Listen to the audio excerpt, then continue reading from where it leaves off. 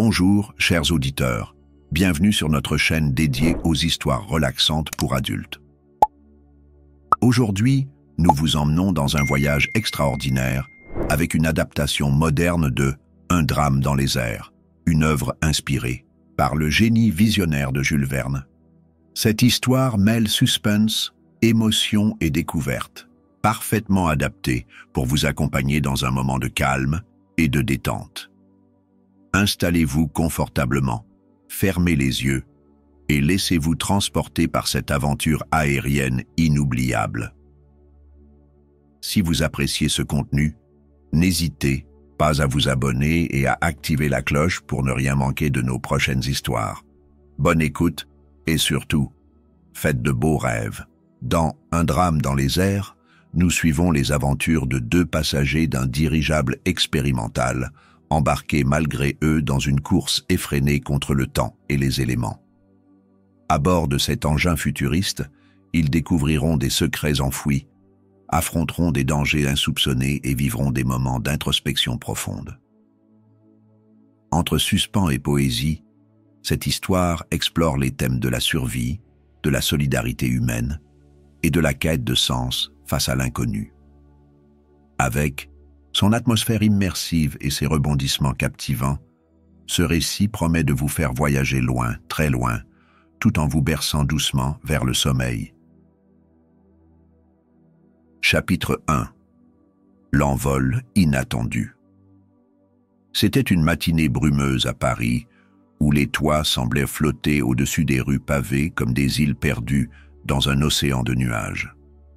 Les cloches de Notre-Dame sonnaient 7 heures du matin, et l'air frais portait encore les traces humides de la nuit. Dans l'aéroport privé du baron de La Hage, situé à l'écart de la ville, un dirigeable immense se dressait fièrement, sa coque en forme de cigare étincelant sous les premiers rayons du soleil. Baptisé le Phénix, cet appareil était le fruit de plusieurs années de recherche et d'innovation technologique. Son créateur, un ingénieur visionnaire nommé Émile Rousseau, avait conçu une machine capable de défier les lois de la gravité et de parcourir des distances inimaginables sans escale, mais ce jour-là, personne ne devait monter à bord. Le vol inaugural était prévu pour le lendemain, en présence d'une foule de dignitaires, de journalistes et d'investisseurs prêts à financer les prochains projets du baron. Pourtant, 2 silhouettes se faufilèrent discrètement près du ballon, profitant de la distraction des gardes occupés à charger des caisses mystérieuses dans la soute arrière. La première appartenait à un jeune homme, Louis Mercier, un rêveur passionné par l'aviation qui avait réussi à tromper la vigilance des sentinelles en escaladant le mur d'enceinte. La seconde était celle d'une femme mystérieuse, vêtue d'une longue cape noire dont les yeux brillaient d'une détermination farouche. Louis avait toujours rêvé de voler. Depuis son enfance, il admirait les oiseaux planant au-dessus des champs de son village natal. Mais aujourd'hui, il ne s'agissait pas simplement de curiosité ou d'un fantasme d'enfant. Il avait entendu des rumeurs selon lesquelles le baron de La Hage projetait d'utiliser le Phénix pour transporter des marchandises illégales. Louis, travaillant comme mécanicien dans un atelier voisin, avait remarqué des allées et venues suspectes autour du hangar ces dernières semaines. Sa conscience lui dictait d'agir, même si cela signifiait prendre des risques. Quant à la femme, elle semblait avoir ses propres raisons de s'introduire clandestinement à bord. Elle marchait avec une assurance tranquille, comme si elle connaissait parfaitement les lieux. Ses gestes étaient des précis, presque mécaniques, et elle portait une sacoche en cuir fermée par une serrure complexe. Louis, intrigué, décida de la suivre discrètement jusqu'à l'échelle menant à la cabine principale du dirigeable. À peine avait-il atteint la cabine que les moteurs commencèrent à vrombir. Émile Rousseau, croyant être seul, avait décidé de tester une dernière fois les capacités de son invention avant le grand jour. Trop tard pour faire demi-tour. Le Phénix s'éleva lentement, puis accéléra brusquement, laissant derrière lui la ville et ses habitants médusés. Louis, pris de vertige, s'accrocha à une rambarde en métal, tandis que la femme restait parfaitement immobile, comme si elle avait anticipé cette situation. Le choc initial passé, Louis et la mystérieuse femme échangèrent un regard. Ils étaient coincés ensemble dans cet engin colossal, suspendus entre ciel et terre, sans savoir ce qui les attendait. Mais déjà, les premières turbulences annonçaient que leur voyage serait tout sauf ordinaire. Louis, encore tremblant, tenta de parler. « Qui êtes-vous et pourquoi êtes-vous ici ?» La femme hésita un instant avant de répondre, scrutant les alentours comme si elle cherchait quelque chose ou quelqu'un. « Je m'appelle Claire Morel », dit-elle enfin, d'une voix calme, mais empreinte d'une certaine gravité. « Je suis journaliste, mais aussi espionne. J'enquête sur le baron de la Hache depuis des mois. Ce dirigeable cache des secrets qui pourraient changer bien des choses. » Louis sentit son cœur battre plus vite. Il n'était pas préparé à affronter ce genre de danger. Pourtant, quelque chose chez Claire l'intriguait. Peut-être était-ce sa détermination ou son courage apparent, mais il se surprit à vouloir l'aider. Ensemble, ils décidèrent d'explorer le dirigeable pour en apprendre davantage sur ses fonctions et découvrir si des preuves compromettantes y étaient cachées. La cabine principale ressemblait à une bibliothèque flottante, avec des tableaux de bord complexes, des cartes astronomiques accrochées au mur et des instruments de mesure dont Louis ignorait totalement l'utilité. Chaque détail semblait soigneusement pensé, depuis les manomètres indiquant la pression interne du ballon jusqu'aux leviers permettant de contrôler les hélices. Claire, quant à elle, examinait attentivement chaque document, chaque bouton, chaque inscription gravée dans le métal. « Regardez ça », murmura-t-elle soudain en pointant du doigt une série de symboles gravés sur une plaque près du tableau de commande. Ces marques, elles ne sont pas innocentes. Elles correspondent à des codes utilisés par des organisations criminelles. Louis fronça les sourcils. « Vous pensez que ce dirigeable est impliqué dans des activités illégales ?» Claire hocha la tête. « C'est exactement ce que je soupçonne. Mais pour en être sûr, nous devons descendre dans la salle des machines. C'est là que se trouvent les preuves les plus importantes. » Ils descendirent prudemment un escalier en colimaçon qui menait au niveau inférieur du dirigeable. À chaque pas, le grondement des moteurs devenait plus assourdissant et l'air se chargeait d'une odeur de métal chauffé et de gaz. La salle des machines était un véritable labyrinthe de tuyaux, de valves et de réservoirs. Des câbles électriques serpentaient le long des murs et des lampes à huile projetaient des ombres vacillantes sur les parois métalliques. Alors qu'il fouillait les lieux, Louis remarqua une trappe dissimulée sous un panneau amovible. « Là-bas !» s'exclama-t-il en désignant l'ouverture. Claire s'approcha et força la serrure avec une petite lame qu'elle sortit de sa sacoche. Derrière la trappe, ils découvrirent une série de documents codés et des plans indiquant des destinations inhabituelles, des régions reculées d'Afrique, des archipels isolés du Pacifique et même des coordonnées correspondant à des zones désertiques du Moyen-Orient. « C'est incroyable », murmura Claire, les yeux écarquillés. « Ce dirigeable est utilisé pour transporter des marchandises vers des endroits stratégiques. Mais quoi exactement ?» Avant que Louis ne puisse répondre, une alarme retentit soudain. Les moteurs ralentirent et l'engin commença à perdre de l'altitude. Quelque chose clochait. Claire et Louis réalisèrent alors qu'ils n'étaient peut-être pas seuls à bord. Une autre présence, humaine ou mécanique, semblait contrôler leur destin. Chapitre 2. Secret à haute altitude. L'alarme stridente résonnait dans tout le dirigeable, amplifiée par l'écho des parois métalliques. Louis et Claire échangèrent un regard inquiet. Les vibrations sous leurs pieds s'intensifiaient et l'appareil semblait perdre rapidement de l'altitude. À travers les hublots étroits de la salle des machines, ils aperçurent les nuages défiler à une vitesse alarmante, tandis que le sol se rapprochait inexorablement. « On doit remonter dans la cabine de pilotage », lança Claire en haussant la voix pour couvrir le bruit des moteurs. « Peut-être qu'on peut encore reprendre le contrôle ?» Louis acquiesça. mais son visage trahissait son anxiété. Il n'avait jamais piloté d'aéronef de sa vie, et il doutait que ses connaissances rudimentaires en mécanique suffisent à sauver la situation. Pourtant, il suivit Claire, serrant les dents pour ne pas céder à la panique. Ils gravirent rapidement l'escalier en colimaçon, évitant les câbles électriques qui pendaient dangereusement du plafond. Arrivés dans la cabine principale, ils découvrirent une scène chaotique. Les instruments de navigation clignotaient de manière erratique et une fumée légère s'échappait d'un panneau de contrôle endommagé. Sur le tableau principal, une série de voyants rouges indiquait une surchauffe des moteurs. Louis remarqua également une lumière orange clignotante près du manche à balai, accompagnée d'une inscription en lettres capitales « Stabilisation compromise ». « Qu'est-ce qu'on fait maintenant ?» demanda Louis, la voix tremblante. « Si on ne fait rien, on va s'écraser. » Claire examina rapidement les commandes, ses doigts volant sur les boutons et les leviers. Elle avait déjà vu des systèmes similaires lors de ses missions précédentes, même si elle n'était pas une experte en aviation. On doit d'abord réactiver les stabilisateurs. Sinon, on risque de perdre complètement le contrôle. Elle actionna un interrupteur marqué « Stabilisateurs auxiliaires ». Mais rien ne se produisit. La descente continuait et le grondement des moteurs devenait de plus en plus menaçant. Louis, frustré par son impuissance, décida de prendre une initiative. « Attendez, regardez ça !»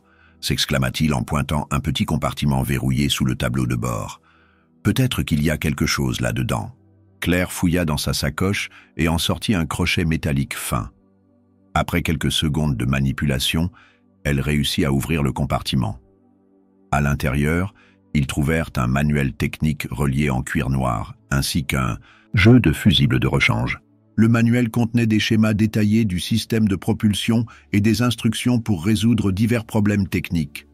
« Aide-moi à lire ça », dit Claire en tendant le manuel à Louis. « On n'a pas beaucoup de temps. » Louis feuilleta rapidement les pages, cherchant une solution à leur problème. Il tomba sur un chapitre intitulé « Procédure d'urgence en cas de surchauffe moteur ». « Ici !»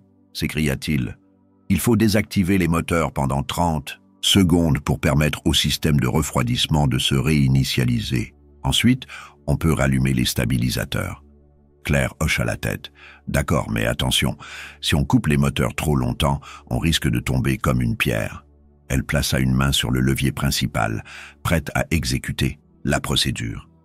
Louis, quant à lui, surveillait attentivement l'altimètre. Lorsque l'aiguille atteignit une hauteur critique, environ 300 mètres, Claire tira brusquement le levier vers elle. Les moteurs cessèrent immédiatement de fonctionner, plongeant la cabine dans un silence oppressant. Pendant quelques secondes interminables, le Phénix sembla flotter librement dans les airs avant de commencer à chuter lentement. « Maintenant !»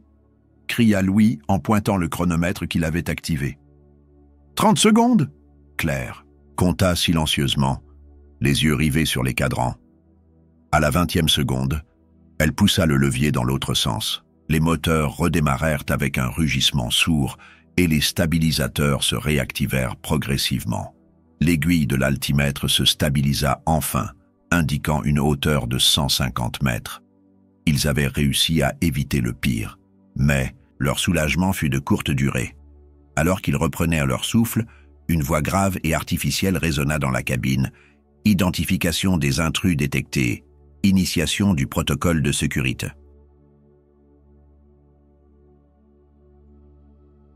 Louis et Claire se figèrent. Une trappe dissimulée dans le plafond s'ouvrit soudain, révélant un bras robotique armé d'une caméra et d'un laser rouge clignotant. La machine pivota lentement, scannant chaque coin de la cabine. « C'est quoi ce truc ?» murmura Louis, sidéré. « Un système de sécurité automatique », répondit Claire, les mâchoires serrées. Le baron de l'âge devait s'assurer que personne ne puisse accéder au secret de ce dirigeable sans autorisation. Le bras robotique s'immobilisa face à eux et une nouvelle annonce retentit. « Intrus non autorise. Procédure d'élimination engagée. »« Élimination ?» répéta Louis, horrifié. « Vous voulez dire ?»« Oui, » coupa Claire. « Ce machin va essayer de nous tuer. » Sans attendre, Elle attrapa Louis par le bras et le tira vers une porte latérale. « Suivez-moi. On doit trouver un moyen de désactiver ce système avant qu'il ne soit trop tard. » Ils se précipitèrent hors de la cabine, traversant un couloir étroit qui menait à une autre section du dirigeable. Derrière eux, le bras robotique commença à tirer des rayons laser précis, perçant les cloisons métalliques comme du papier. Louis sentit la chaleur d'un tir passer à quelques centimètres de son visage, et il ne put retenir un cri de terreur. « Par ici !» hurla Claire en ouvrant une porte blindée marquée « Salle de contrôle primaire ». Ils entrèrent et verrouillèrent la porte derrière eux, espérant gagner du temps. La pièce était remplie de consoles informatiques et d'écrans holographiques projetant des données complexes. Claire se précipita vers l'un des terminaux et commença à taper frénétiquement sur le clavier. « Je cherche un moyen de désactiver ce foutu système, mais il est protégé par un mot de passe. » Louis, toujours essoufflé, s'approcha d'elle. « Laissez-moi essayer. J'ai travaillé sur des systèmes informatiques simples dans mon atelier. Peut-être que je peux contourner la sécurité. » Il s'assit devant un autre terminal et commença à analyser le code source affiché à l'écran. Après plusieurs minutes de concentration intense, il trouva une faille dans le programme. « J'ai trouvé !» s'exclama-t-il. « Ce système utilise un algorithme basé sur des séquences numériques. Si on entre la bonne combinaison, on peut le désactiver. » Claire lui lança un regard admiratif. « Vous êtes plein de surprises, Louis. Allez-y, essayez. » Louis composa rapidement une série de chiffres basés sur les motifs qu'il avait observés dans les documents découverts plus tôt. Une lumière verte clignota soudain et une voix synthétique annonça « Système de sécurité désactive ». Un soupir de soulagement collectif emplit la pièce. Claire s'effondra sur une chaise, épuisée. « On a réussi, pour l'instant, mais on n'est pas tiré d'affaire. Ce dirigeable cache encore bien des mystères. » Louis hocha la tête, son cœur battant toujours à toute allure. « Et maintenant, on fait quoi ?» Claire se leva lentement, une lueur déterminée dans les yeux. « Maintenant, on continue. Notre enquête. Plus on en apprend sur ce dirigeable, plus on a de chances de découvrir la vérité sur le baron de La Hague. Et peut-être qu'on pourra empêcher une catastrophe. » Chapitre 3. Tempête imminente. Après avoir désactivé le système de sécurité automatique, Louis et Claire se retrouvèrent dans une position précaire, mais temporairement stable. Le dirigeable, bien que toujours en vol, semblait traverser une phase relativement calme. Les moteurs ronronnaient doucement et l'altimètre indiquait une altitude constante de 2000 mètres. Pourtant, l'atmosphère à bord restait tendue. Chaque bruit, chaque grincement métallique les faisait sursauter, comme si le phénix lui-même cherchait à leur rappeler qu'il n'était pas encore complètement dompté. Claire s'approcha d'une fenêtre circulaire et observa le ciel qui s'étendait à perte de vue. Des nuages épais commençaient à apparaître à l'horizon, leurs contours noircis par des éclairs lointains. Elle fronça les sourcils. « On a un problème, » dit-elle d'un ton grave. « Une tempête approche, et si on ne change pas rapidement notre trajectoire, on va droit dedans. » Louis la rejoignit, son visage pâle sous la lumière tamisée de la cabine. Il regarda à son tour par la vitre et sentit un frisson parcourir son échine. Les nuages, orageux, formaient une muraille sombre et menaçante, comme un mur impénétrable dressé devant eux. « Vous pensez qu'on peut éviter ça ?» demanda-t-il incertain. « Peut-être », répondit Claire en retournant vers la console principale. « Mais pour ça, il faut reprendre complètement le contrôle du dirigeable. Et je ne suis pas sûr que ce soit possible avec les systèmes endommagés. » Elle pianota sur le clavier, activant diverses commandes pour analyser l'état de l'appareil. Sur l'un des écrans, un schéma holographique du Phénix apparut, mettant en évidence plusieurs zones rouges correspondant à des défaillances critiques. « Les stabilisateurs sont encore fragiles après la surchauffe », expliqua-t-elle, « et les réservoirs de gaz montrent des signes de fuite. Si on essaie de manœuvrer trop brusquement, on risque de perdre totalement l'équilibre. Louis fixa l'écran, essayant de comprendre les données affichées. « Alors, on est coincé ?» murmura-t-il, sa voix teintée d'inquiétude. « Pas encore », répliqua Claire avec une détermination renouvelée. « On doit trouver un moyen de rediriger le dirigeable sans solliciter trop de puissance. Peut-être qu'en ajustant les hélices latérales, on peut incliner légèrement la trajectoire. » Elle se mit au travail immédiatement, manipulant les leviers et les boutons avec une précision chirurgicale. Louis, quant à lui, continua à étudier les schémas techniques affichés sur les écrans. « Attendez, dit-il soudain, je crois que j'ai trouvé quelque chose. Regardez ici. » Il pointa du doigt une série de valves situées près de la poupe du dirigeable. Ces valves permettent de réguler la pression interne du ballon. Si on les ouvre légèrement, on pourrait alléger l'appareil et gagner en maniabilité. Claire hocha la tête, impressionnée par son observation. Bonne idée, mais c'est risqué. Si on ouvre ces valves trop longtemps, on pourrait provoquer une dépressurisation complète. On n'a pas vraiment le choix, si, rétorqua Louis, un léger tremblement dans la voix. Claire soupira. D'accord, voici ce qu'on va faire. Je vais piloter depuis la cabine pendant que vous irez ouvrir ces valves manuellement. Mais soyez prudents. Si vous sentez que le dirigeable devient instable, refermez-les immédiatement. Louis acquiesça, même s'il sentait ses mains devenir moites à l'idée de sortir à l'extérieur de l'appareil. Entendu. Pendant que Claire prenait place aux commandes, Louis enfila une combinaison isolante suspendue à un crochet près de la porte. Il vérifia rapidement les attaches de sécurité et attrapa une lampe frontale dans un compartiment mural. Avant de partir, il lança un dernier regard à Claire. « Ne me laissez pas tomber », plaisanta-t-il faiblement. « C'est plutôt moi qui devrais dire ça », répondit-elle avec un sourire crispé. « Tenez-vous prêts. » Louis ouvrit la trappe extérieure et fut immédiatement accueilli par une bourrasque glaciale. Le vent hurlait autour de lui, menaçant de le projeter hors du dirigeable à tout moment. Il avança prudemment le long de la coque, s'agrippant aux barres métalliques qui servaient de garde-fou. Sous ses pieds, le ballon principal s'étendait comme une montagne flottante, tandis que les hélices tournaient lentement à quelques mètres de distance. Arrivé près de la première valve, il tira sur un levier rouillé. Rien ne se produisit. Il força davantage, sentant ses muscles se contracter sous l'effort. Enfin, la valve s'ouvrit avec un sifflement strident, libérant un jet de gaz comprimé. Louis sentit immédiatement une légère différence dans l'inclinaison du dirigeable. « Ça marche !» cria-t-il à plein poumon, espérant que Claire l'entende malgré le vacarme du vent.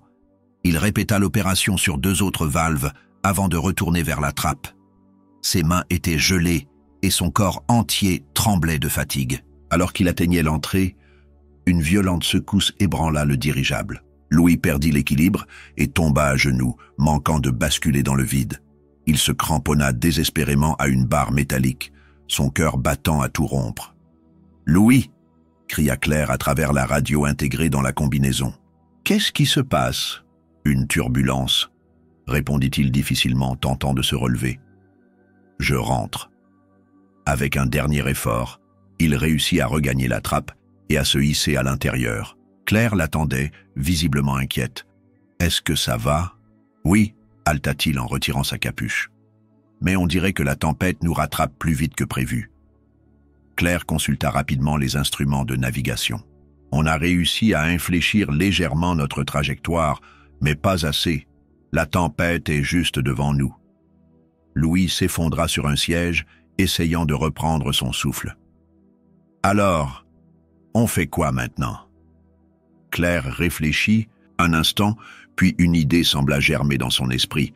« On traverse ?» Louis la dévisagea, incrédule. « Traverser? Vous êtes sérieuse? On va se faire déchiqueter là-dedans. »« Pas si on reste dans l'œil du cyclone, » répondit-elle calmement. « Si on maintient une vitesse constante et qu'on évite les turbulences les plus violentes, on peut survivre.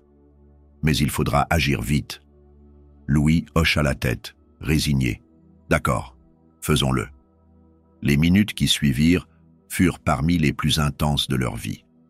Claire pilotait avec une précision extrême, ajustant continuellement la trajectoire pour éviter les vents les plus violents.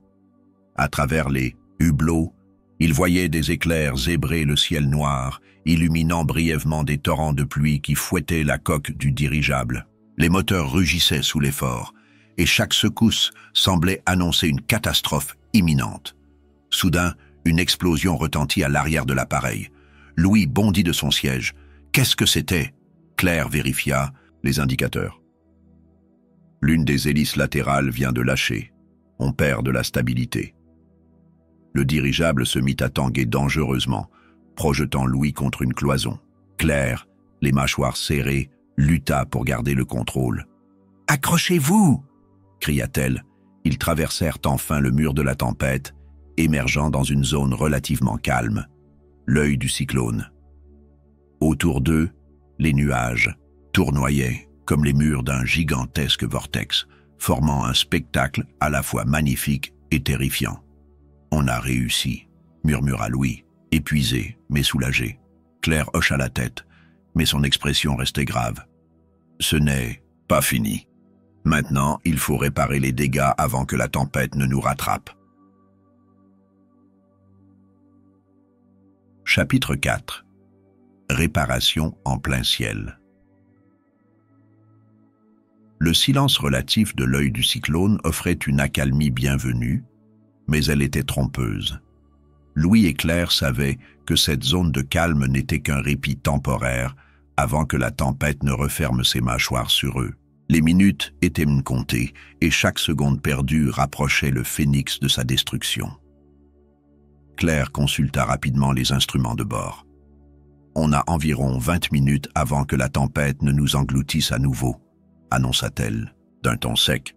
« Il faut réparer l'hélice latérale endommagée ou on ne pourra pas maintenir notre altitude. » Louis, encore tremblant de leur traversée chaotique, se redressa lentement. « Vous voulez dire retourner dehors ?» demanda-t-il, incrédule. « Exactement, » répondit Claire sans hésiter. « Mais cette fois, je viens avec vous. On ne peut pas se permettre de perdre plus de temps. » Elle ouvrit un compartiment mural et sortit 2 harnais de sécurité ainsi qu'une boîte à outils. « Attachez-vous solidement. Si l'un de nous glisse, l'autre devra pouvoir intervenir. Rapidement. » Louis enfila son harnais en silence, essayant de maîtriser les battements désordonnés de son cœur. L'idée de retourner sur la coque du dirigeable, suspendue au-dessus du vide, lui nouait l'estomac. Mais il savait que Claire avait raison. Il n'avait pas le choix. Avant de sortir, Claire vérifia une dernière fois les données météorologiques affichées sur un écran holographique. La tempête tourne lentement autour de nous. On doit profiter de cette stabilité momentanée pour agir vite. Une fois dehors, le contraste entre la tranquillité relative de l'œil du cyclone et la fureur des éléments qui rugissaient, au loin était saisissant. Le vent était presque inexistant et les nuages formaient une spirale parfaite autour d'eux, comme si la nature elle-même les observait depuis les hauteurs. Pourtant, Louis sentait toujours le poids de l'urgence peser sur ses épaules. Ils progressèrent prudemment le long de la coque, leurs harnais reliés à des câbles sécurisés fixés à des ancres métalliques. L'hélice endommagée se trouvait à l'arrière du dirigeable, près de la poupe. En approchant, ils découvrirent l'étendue des dégâts. Plusieurs pales avaient été arrachées, et l'axe central semblait grippé, bloquant complètement le mécanisme. « C'est pire que ce que je pensais », murmura Claire en examinant les débris. « On va devoir remplacer certaines pièces manuellement. » Elle ouvrit la boîte à outils et commença à trier les outils nécessaires. Louis, quant à lui, s'efforçait de rester concentré malgré le vertige qui menaçait de le submerger. « Comment on fait ça ?» demanda-t-il, la voix légèrement tremblante. « D'abord, on retire les pales endommagées, » expliqua Claire, en lui tendant une clé anglaise. Ensuite, on replace celle qu'on a dans la boîte. C'est rudimentaire, mais ça devrait suffire à stabiliser l'appareil. Louis acquiesça et se mit au travail. Chaque mouvement était délicat, car le moindre faux pas pouvait les précipiter dans le vide. Claire avec une efficacité impressionnante, dévissait méthodiquement les attaches qui maintenaient les pales brisées en place. Pendant ce temps, Louis récupérait les pièces de rechange et les ajustait tant bien que mal. Le temps semblait s'étirer à l'infini. Leurs mains étaient gelées par le froid mordant, et leurs muscles protestaient contre l'effort constant. Mais ils continuaient, conscients que leur survie dépendait de chaque seconde gagnée. Soudain, un grondement sourd résonna au loin. Louis leva les yeux et vit les nuages sombres se rapprocher dangereusement. « Claire !» cria-t-il. « La tempête revient !» Elle jeta un rapide coup d'œil autour d'elle. « Encore quelques minutes! On y est presque !» Avec un dernier effort, ils réussirent à fixer la dernière pale de rechange. Claire actionna un levier pour tester le mécanisme. L'hélice se mit à tourner lentement, puis de plus en plus vite, générant une poussée latérale qui stabilisa légèrement le dirigeable. « Ça marche !» s'exclama Louis soulagé. Mais leur soulagement fut de courte durée. Une bourrasque violente les frappa soudain, projetant Louis contre une barre métallique. Claire, qui tenait fermement son harnais, tira de toutes ses forces pour l'aider à retrouver son équilibre. « Dépêchons-nous de rentrer !» hurla-t-elle par-dessus le rugissement du vent. Ils regagnèrent la trappe aussi vite que possible, luttant contre les rafales qui menaçaient de les emporter. Une fois à l'intérieur, ils claquèrent la porte derrière eux et s'effondrèrent sur le sol, haletants. De retour dans la cabine principale, Claire reprit immédiatement les commandes. Les instruments indiquaient que la tempête les encerclait désormais complètement, mais grâce aux réparations, le Phénix semblait capable de résister aux turbulences. « On va essayer de remonter au-dessus des nuages, » dit-elle en ajustant les moteurs. « Si on atteint une altitude supérieure, on pourra peut-être éviter le pire. » Louis, encore étourdi par leur sortie périlleuse, s'assit à côté d'elle et observa les cadrans avec attention. « Combien de temps ça va prendre ? Difficile à dire, » répondit Claire. « Mais on doit le faire maintenant, sinon on risque de perdre complètement le contrôle. » Les moteurs rugirent à nouveau et le dirigeable commença à grimper lentement. À travers les hublots, il voyait les nuages noirs défiler à toute vitesse, illuminés sporadiquement par des éclairs aveuglants. Le grondement du tonnerre résonnait comme une menace omniprésente. Alors qu'ils atteignaient une altitude de 3000 mètres, une nouvelle alarme retentit. Cette fois, elle provenait du système de pressurisation interne. « Qu'est-ce qui se passe encore ?» demanda Louis, exaspéré. Claire examina rapidement les indicateurs. Les réservoirs de gaz ont été endommagés pendant la tempête. On perd de la pression. Si on ne fait rien, le ballon principal pourrait se dégonfler. Louis sentit son estomac se nouer. Et maintenant? Claire réfléchit un instant, puis son visage s'éclaira. Je crois savoir où trouver une solution. Suivez-moi. Elle se dirigea vers une trappe marquée « Soute aux équipements spéciaux » et l'ouvrit. À l'intérieur, ils découvrirent une série de réservoirs de réserve et des kits de réparation sophistiqués. Les réservoirs sont conçus pour compenser les pertes de gaz en cas d'urgence, expliqua-t-elle. On doit les connecter au système principal. Louis hocha la tête et attrapa un des réservoirs. « Montrez-moi comment faire. » Pendant que Claire supervisait l'opération depuis la cabine, Louis s'activa dans la salle des machines, reliant les réservoirs de réserve aux conduits principaux. Chaque connexion était cruciale, et il prenait soin de suivre scrupuleusement les instructions fournies dans le manuel technique. Au bout de plusieurs minutes, la pression interne se stabilisa enfin. Claire poussa un soupir de soulagement. « On a réussi. On est hors de danger, pour l'instant. » Louis regagna la cabine, épuisé, mais fier de leur travail. « Alors, où est-ce qu'on va maintenant ?» Claire regarda par la fenêtre, où les derniers vestiges de la tempête s'éloignaient lentement. « Vers la vérité, » répondit-elle calmement. « On a survécu à tout ça. Maintenant, il est temps de découvrir pourquoi ce dirigeable existe vraiment. » Chapitre 5. Destin entrelacé. Le calme relatif qui suivit leur évasion de la tempête offrit à Louis et Claire un moment de répit bien mérité. Le Phénix naviguait désormais à une altitude stable, loin des turbulences et des nuages menaçants.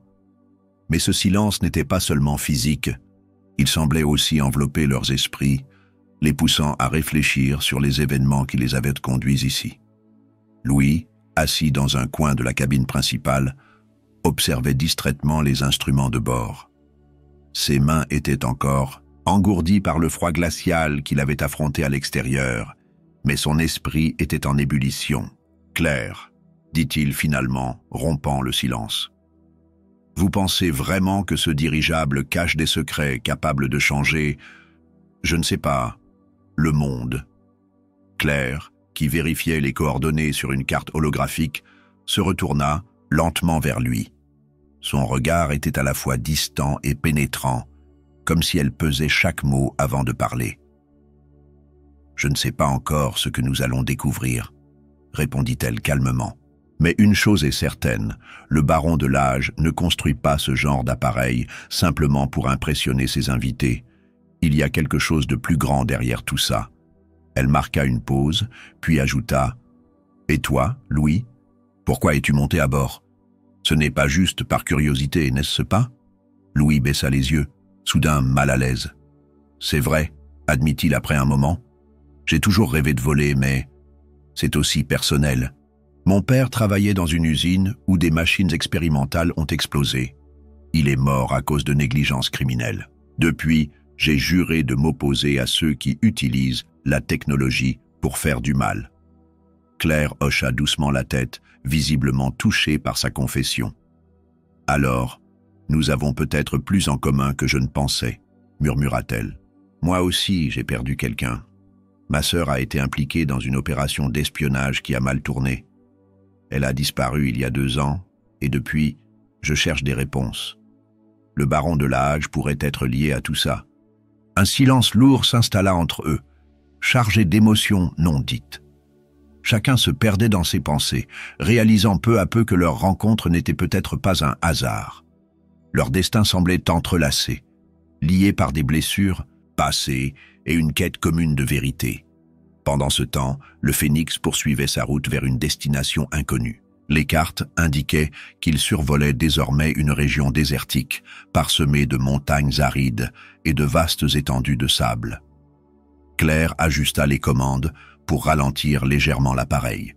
« On approche d'une zone intéressante », dit-elle en pointant un point clignotant sur la carte. « Regarde ça, des coordonnées codées correspondant à un site isolé, peut-être une base secrète. » Louis se pencha pour examiner la carte plus attentivement. « Vous pensez que c'est là que le baron cache ses activités illégales ?»« C'est très probable, » répondit Claire. « Ces coordonnées correspondent à celles que nous avons trouvées dans les documents de la salle des machines. Si on veut découvrir la vérité, il faut atterrir là-bas. » L'atterrissage fut une opération délicate. Le terrain était accidenté et les vents chauds créaient des turbulences imprévisibles. Claire pilotait avec précision, ajustant constamment la trajectoire pour éviter les rochers et les crevasses. Enfin, après plusieurs minutes tendues, le Phénix se posa en douceur sur un plateau rocheux entouré de falaises abruptes. « On y est », annonça Claire en coupant les moteurs. « Prépare-toi, on ne sait pas ce qui nous attend là-bas. » Ils sortirent du dirigeable, armés de lampes torches et de quelques outils récupérés à bord. L'air était sec et brûlant, et le soleil tapait impitoyablement sur leurs visages. Autour d'eux, le paysage semblait figé dans le temps, comme un tableau post-apocalyptique. Après une marche de plusieurs minutes, ils découvrirent une entrée dissimulée dans la paroi rocheuse. Une porte métallique renforcée, presque invisible à première vue, était encadrée par des caméras de surveillance. Claire examina rapidement les lieux. « C'est sécurisé », murmura-t-elle, « mais je peux essayer de pirater le système. » Elle sortit un petit appareil électronique de sa sacoche et le connecta à un panneau de contrôle près de la porte. Pendant qu'elle travaillait, Louis surveillait les alentours, prêt à signaler tout mouvement suspect. « Ça y est », annonça Claire au bout de quelques minutes. La porte s'ouvrit lentement, révélant un long couloir éclairé par des néons froids. Ils échangèrent un regard déterminé et pénétrèrent à l'intérieur. Vraiment. Le couloir menait à une série de salles souterraines, équipées de matériel scientifique sophistiqué. Des écrans holographiques projetaient des données complexes, et des tubes contenant des substances chimiques scintillaient sous la lumière artificielle. Louis sentit un frisson parcourir son échine. « Qu'est-ce que c'est que cet endroit ?» demanda-t-il, incrédule. Claire fouillait méthodiquement les lieux, prenant des photos avec un appareil miniature. « C'est un laboratoire secret », répondit-elle. « Le baron de la Hage utilise ces installations pour développer des technologies avancées, peut-être même des armes. » Soudain, un bruit sourd retentit derrière eux. Ils se retournèrent brusquement, prêts à fuir, mais ce qu'ils virent les figea sur place. Un homme vêtu d'une blouse blanche, le visage couvert de sueur, venait d'émerger d'une pièce adjacente. Il les fixa avec des yeux écarquillés, comme s'il ne s'attendait pas à trouver quelqu'un ici. « Qui êtes-vous » demanda Claire, tentant de masquer son inquiétude. L'homme hésita un instant, puis leva les mains en signe de reddition. « Je suis un scientifique », répondit-il d'une voix tremblante. « Je travaille ici contre mon gré. Si vous voulez savoir la vérité, suivez-moi. » Le scientifique les conduisit dans une salle plus grande, où des plans détaillés étaient affichés sur les murs. Certains représentaient des prototypes d'armes destructrices, tandis que d'autres semblaient correspondre à des technologies capables de manipuler l'environnement.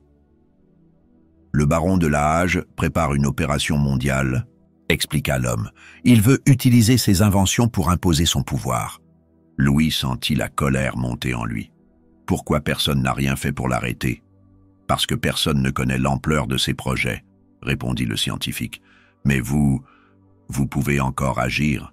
Prenez ces documents.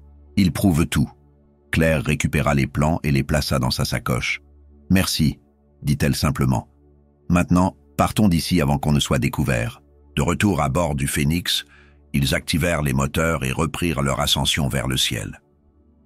Louis, encore bouleversé par ce qu'ils avaient découvert, fixa l'horizon lointain. « Alors, qu'est-ce qu'on fait maintenant ?» Claire sourit faiblement. « Maintenant, on retourne à Paris et on expose la vérité au grand jour. »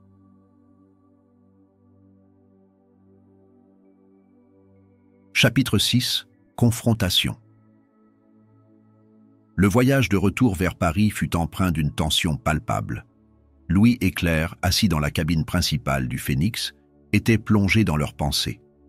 Les documents récupérés dans le laboratoire secret représentaient une bombe prête à exploser, mais ils savaient que dévoiler la vérité ne serait pas une tâche facile. Le baron de la Hage était un homme puissant, entouré d'un réseau complexe d'alliances et de protection. Exposer ses plans au grand jour signifierait non seulement affronter sa colère, mais aussi risquer leur propre sécurité. « On doit être prudent », murmura Claire en scrutant les cieux à travers un hublot. « Si le baron apprend qu'on a découvert son laboratoire, il n'hésitera pas à nous éliminer. » Louis hocha la tête, les poings serrés. « Mais on ne peut pas rester silencieux non plus. Toutes ces inventions, ces armes, elles pourraient causer des destructions massives. On ne peut pas laisser ça arriver. » Claire posa une main rassurante sur son épaule. « Je sais. C'est pourquoi on va devoir jouer finement. On va contacter quelqu'un de confiance, quelqu'un qui peut nous aider à diffuser ces informations sans mettre nos vies en danger immédiatement. » Elle sortit une petite tablette sécurisée de sa sacoche et commença à taper rapidement. Après quelques minutes, elle releva les yeux, visiblement satisfaite. « J'ai envoyé un message crypté à une ancienne collègue journaliste. Elle travaille avec des lanceurs d'alerte et des organisations indépendantes. Si quelqu'un peut nous aider à rendre cette histoire publique, c'est elle. » Louis sentit un léger soulagement l'envahir. « Et ensuite, on attend, » répondit Claire. « Mais je doute qu'on ait beaucoup de temps. Le baron est probablement déjà au courant de ce qui s'est passé dans son laboratoire. On doit se préparer à une confrontation directe. » Alors qu'ils approchèrent de Paris, le Phénix fut soudain encerclé par 3 appareils militaires. Des projecteurs aveuglants illuminèrent la coque du dirigeable et une voix amplifiée résonna dans le ciel nocturne. Arrêtez immédiatement votre appareil ou nous ouvrons le feu. Louis sentit son cœur bondir dans sa poitrine. « Qu'est-ce qu'on fait ?» demanda-t-il paniqué. Claire resta calme malgré la gravité de la situation. « Ils savent qu'on est là. Si on obéit, ils vont nous capturer. Mais si on tente de fuir, ils tireront. Il faut trouver un moyen de les semer. » Elle activa rapidement plusieurs commandes sur le tableau de bord. « Prépare-toi, ça va secouer. » Les moteurs rugirent à nouveau et le Phénix accéléra brusquement. Les appareils militaires se lancèrent à leur poursuite, tirant des salves de missiles qui explosaient dangereusement près de la coque. Louis, cramponné à son siège, regardait les éclairs des explosions illuminer la nuit comme un feu d'artifice mortel. « Là-bas !» cria soudain Claire en pointant une zone dense de nuages bas. « On va se cacher dedans. » Elle inclina le manche à balai et le dirigeable plongea dans l'épaisse couche de brume. Les poursuivants furent momentanément désorientés, perdant leurs traces dans les turbulences. Claire profita de cet avantage pour changer radicalement de trajectoire, contournant Paris pour atterrir dans une clairière isolée à la périphérie de la ville. Une fois au sol, Louis et Claire descendirent rapidement du dirigeable et se fondirent dans la nuit. Ils marchèrent pendant plusieurs kilomètres, évitant les routes principales et les zones éclairées. Finalement, ils atteignirent un petit immeuble discret, situé dans une rue tranquille. Claire frappa un code secret sur une porte latérale, et un homme d'une cinquantaine d'années, aux cheveux grisonnants, leur ouvrit. « Claire ?» demanda-t-il, surpris. « Que fais-tu ici ? »« On a besoin de ton aide, Victor, » répondit-elle, sans préambule. « C'est urgent. » Victor les fit entrer rapidement. L'appartement, bien que modeste, était rempli d'équipements informatiques sophistiqués. Claire lui tendit la sacoche contenant les documents. « Analyse tout ça. Ce sont des preuves compromettantes contre le baron de Lahage. On doit les rendre publiques avant qu'il ne soit trop tard. » Victor examina rapidement les documents, ses yeux s'écarquillant à mesure qu'il comprenait leur portée. « C'est colossal, » murmura-t-il. « Mais comment comptez-vous procéder ? Le baron contrôle pratiquement tous les médias. » Claire sourit faiblement. « On va utiliser des canaux alternatifs, réseaux sociaux, blogs indépendants, forums spécialisés. Avec tes compétences en piratage informatique, tu peux diffuser ces informations partout en même temps. » Victor acquiesça, déjà concentré sur son ordinateur. « Je vais m'y mettre immédiatement, mais vous devrez rester cachés. Le baron va tout faire pour vous retrouver. » Pendant que Victor travaillait, Louis et Claire s'installèrent dans une petite pièce adjacente. Louis, épuisé mais incapable de dormir, fixait le mur, perdu dans ses pensées. « Tu crois vraiment qu'on peut réussir ?» demanda-t-il. « Finalement. » Claire s'assit à côté de lui, son regard doux mais déterminé. « Je ne sais pas, » admit-elle. « Mais on n'a pas le choix. Si on abandonne maintenant, toutes ces souffrances auront été vaines. » Louis hocha la tête, puis posa une question qui le taraudait depuis un moment. « Et après ? Qu'est-ce qu'on fera quand tout sera fini ?» Claire marqua une pause, comme si elle n'avait jamais envisagé cette possibilité. « Peut-être qu'on pourra enfin vivre une vie normale, » répondit-elle avec un sourire triste. « Ou peut-être qu'on continuera à chercher la vérité, ou qu'elle se cache. » Quelques heures plus tard, Victor les rejoignit, un sourire triomphant aux lèvres. « C'est fait, » annonça-t-il. « Les informations circulent déjà sur Internet. Les gens commencent à réagir. » Louise et Claire échangèrent un regard soulagé. Leur mission avait réussi, mais ils savaient que la bataille était loin d'être terminée. Chapitre 7. Une nouvelle aube. Les premières lueurs de l'aube filtraient à travers les fenêtres de l'appartement de Victor, projetant des ombres douces sur les murs. Louis et Claire, épuisés mais galvanisés par leur succès, observaient en silence les écrans d'ordinateur qui diffusaient les réactions mondiales à leur révélation. L'épreuve contre le baron de Lahage avait fait sensation, déclenchant une vague de colère et d'indignation dans les médias et sur les réseaux sociaux. Des hashtags comme Justice pour la vérité et Stop au baron se propageaient à une vitesse fulgurante, tandis que des journalistes indépendants et des activistes reprenaient les documents pour amplifier leur portée. « On a réussi », murmura Louis, encore incrédule. « Les gens savent maintenant ce qu'ils tramaient. » Claire hocha la tête, un sourire discret, mais satisfait aux lèvres. « Oui, mais ce n'est qu'un début. Le baron ne va pas abandonner sans se battre. Il va tenter de minimiser les dégâts, de manipuler les opinions, peut-être même de nous traquer. » Victor, qui surveillait les flux d'informations en temps réel, confirma ses craintes. Il y a déjà des comptes proches du baron qui tentent de discréditer les documents. Ils prétendent que c'est un faux ou une opération, orchestrée par des concurrents. Mais ça ne marche pas vraiment. Les preuves sont trop accablantes. Louis sentit une pointe de fierté gonfler sa poitrine. Alors, on a vraiment fait une différence. Claire posa une main sur son épaule. Oui, mais notre travail n'est pas terminé. Maintenant, il faut rester vigilant. Alors qu'ils discutaient, un bruit sourd retentit soudain à l'extérieur de l'immeuble. Victor jeta un coup d'œil par la fenêtre et blêmit. « On a de la visite », annonça-t-il d'une voix tendue. Plusieurs véhicules viennent de s'arrêter devant l'entrée. Claire réagit immédiatement. « C'est lui. Il nous a retrouvés. » Elle attrapa rapidement une sacoche contenant quelques objets essentiels, un téléphone sécurisé, une clé USB avec des copies des documents et une arme de poing. « Suivez-moi, on doit sortir d'ici avant qu'il ne monte. » Louis, encore sous le choc, obéit sans poser de questions. Victor, quant à lui, activa un mécanisme dissimulé dans le mur, révélant un passage secret. « Allez-y, je vais les ralentir. » Claire le regarda, touchée par son courage. « Merci, Victor. Faites attention à vous, » répondit-il simplement, avant de refermer le panneau derrière eux. Le passage débouchait dans une ruelle étroite, loin des regards indiscrets. Claire et Louis coururent aussi vite que possible, zigzagant entre les bâtiments pour éviter toute surveillance. Derrière eux, ils entendaient déjà des cris et des bruits de pas précipités. Le baron avait envoyé ses hommes, et ceux-ci étaient déterminés à les capturer. « Par ici !» cria Claire en désignant une camionnette garée près d'un entrepôt. Elle força la serrure avec un outil improvisé, et ils montèrent à bord. Après quelques minutes de manipulation, le moteur démarra enfin, et ils s'éloignèrent rapidement. Louis, encore haletant, osa demander « Et maintenant? Où est-ce qu'on va ?» Claire consulta rapidement une carte sur son téléphone.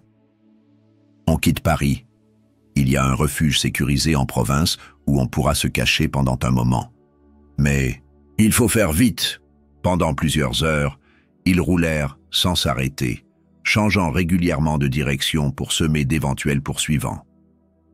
Lorsqu'ils atteignirent enfin le refuge, une petite maison isolée au cœur d'une forêt dense, ils étaient épuisés mais soulagés d'avoir échappé à leurs ennemis. À l'intérieur, ils trouvèrent des vivres, des couvertures et un système de communication sécurisé. Claire s'assit à la table et commença à pianoter sur un ordinateur portable. « Je vais envoyer un message à mes contacts pour leur dire qu'on est en sécurité », expliqua-t-elle. « En attendant, on reste ici. » Louis s'affala sur un canapé usé, fermant les yeux pour la première fois depuis des jours. « Tu crois qu'on va vraiment pouvoir mettre fin à tout ça ?» demanda-t-il, la voix teintée de fatigue. Claire s'approcha et s'assit à côté de lui. « Je ne sais pas, » admit-elle. « Mais ce que je sais, c'est qu'on a fait quelque chose d'important. On a donné une chance au monde de choisir son propre destin. » Elle marqua une pause, puis ajouta avec un sourire léger « Et peut-être que cette aventure n'est que le début d'une autre. » Louis ouvrit les yeux et la regarda, intrigué. « Que veux-tu dire ?» Claire haussa les épaules. « Il y aura toujours des secrets à découvrir, des vérités à dévoiler. Si tu veux continuer à chercher, je serai heureuse de t'avoir à mes côtés. » Louis sentit un frisson d'excitation parcourir son corps. « Dans ce cas, où est-ce qu'on va ensuite ?» Claire sourit plus largement, son regard brillant d'une détermination renouvelée. « Là où le vent nous portera. » Épilogue. une promesse d'aventure. Les jours suivants furent marqués par une relative tranquillité. Les nouvelles continuaient de circuler et la pression publique sur le baron de Lage augmentait. Des enquêtes officielles furent ouvertes et certaines de ses installations secrètes furent fermées. Mais Claire et Louis savaient que la lutte était loin d'être terminée. Un matin, alors qu'ils prenaient leur petit déjeuner sur la terrasse de la maison forestière, un drone livreur déposa un paquet devant leur porte. À l'intérieur, ils trouvèrent une lettre anonyme accompagnée d'une carte du monde. La lettre disait simplement « Votre prochaine mission vous attend. Suivez les coordonnées. » Claire et Louis échangèrent un regard complice. « Prêt pour une nouvelle aventure ?» demanda Claire. Louis sourit. « Toujours. » Et ainsi, leur voyage continuait, vers des horizons inconnus et des mystères encore plus grands. Chers auditeurs, nous voici arrivés à la fin de Un drame dans les airs. J'espère que cette histoire vous a transporté dans un monde de suspense et d'aventure, tout en vous offrant un moment de détente propice à l'endormissement. Si vous avez apprécié cette aventure, n'hésitez pas à vous abonner à la chaîne, à laisser un commentaire et à partager cette histoire avec vos amis. Chaque soutien nous aide à créer davantage de contenu relaxant pour vous accompagner dans vos nuits. Bonne nuit à tous et à très bientôt pour une nouvelle histoire.